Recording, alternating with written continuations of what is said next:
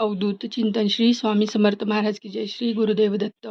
दीप अमावस्या या दिवशी गुरुवार आहे आणि गुरुवारी पूजा करायची. आपल्या घरातील जेवढे पण दिवे समया सगळे उजळून धुवून स्वच्छ करून एका ठिकाणी जमल्या शेणाने सारून त्या ठिकाणी रांगोळी काढून सर्व दिव्यांना प्रज्वलित करायचे आहे आपण. आणि पहिल्यांदा तुपाचं निरांजन लावायचे देवासाठी. आपल्या घराच्या उंबरट्यावरती घराच्या प्रत्येक कोपऱ्यामध्ये प्रत्येक कोपरा उजळून निघायला पाहिजे.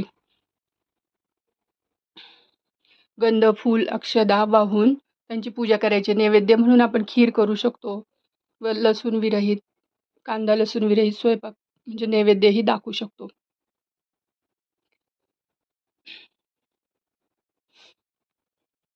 मी दीपाली. माझे चॅनल लाईक करा, शेअर करा आणि सबस्क्राईब जरूर करा.